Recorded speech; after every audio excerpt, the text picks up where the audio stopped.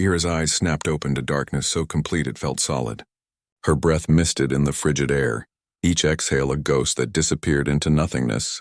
The cold bit through her thermal suit like it was paper, settling deep into her bones with the kind of chill that spoke of systems failures and life support on the edge of collapse. She tried to move and immediately regretted it. Pain lanced through her left side, 3 broken ribs, maybe 4. The crash. The memories flooded back in fragments. The asteroid field, the proximity alarm screaming, the sickening lurch as her scout ship Valiant tore itself apart against rock older than Earth itself. She should be dead. Instead, she felt warmth at her feet. Not the artificial warmth of heating elements, but something organic, something alive. Ira's hand fumbled for the emergency light on her wrist, fingers stiff and clumsy.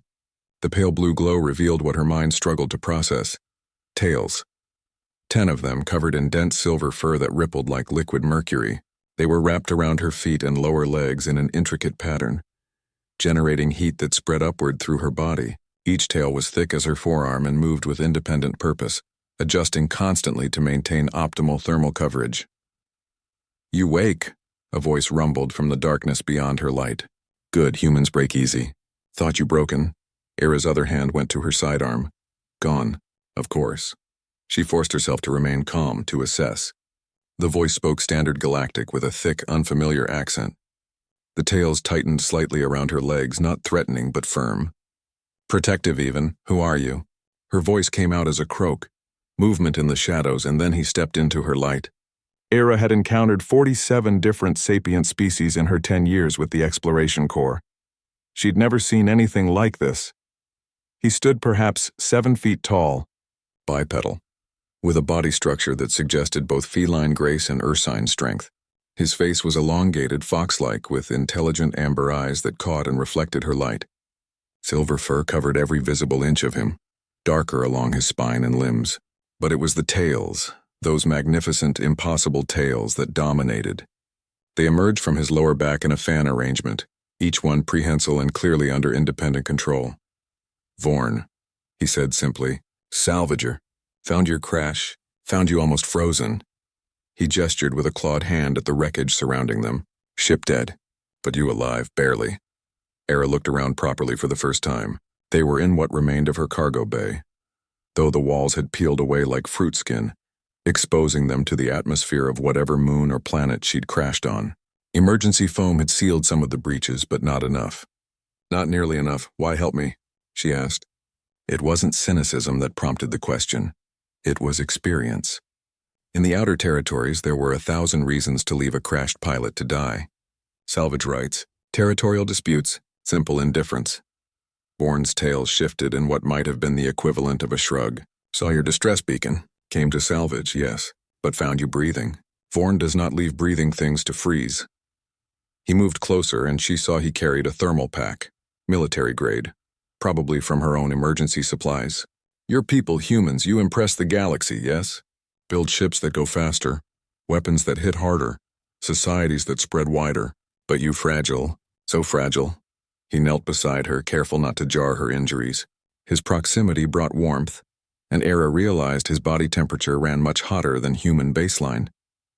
The tails adjusted again, one of them gently draping across her midsection where the broken ribs screamed with each breath. "Easy," Vorn murmured. "Tails no. They feel bone wrong. Try to support." He activated the thermal pack with practiced ease and positioned it against her core. "Your people strong in many ways. But cold kills humans fast. Saw it before on Ishtara Station. Human miners froze solid in 3 minutes when heat failed. We lasted hours. Different biology. You were on Ishtara?" Ira managed. That had been a disaster. A complete environmental system failure that killed 200 miners before rescue arrived. Was there? Lost packmates. His ears flattened against his skull, grief unmistakable across species barriers. Could not save them all, but saved 17 humans that day, wrapped them in tails, shared heat, kept them breathing until rescue ships came. His eyes met hers and she saw something fierce there. "You humans, you are weak and cold. But you know what you are? Stubborn, so stubborn. Those 17, they fought to live. Fought hard. One had both legs crushed. Still lived. Still fought." Ira understood then. This wasn't just rescue. This was respect. Vorn has watched humans, he continued, adjusting her position slightly to ease the pressure on her ribs. Watched you spread through stars that should kill you. Planets too cold, too hot, too toxic, you go anyway. You adapt.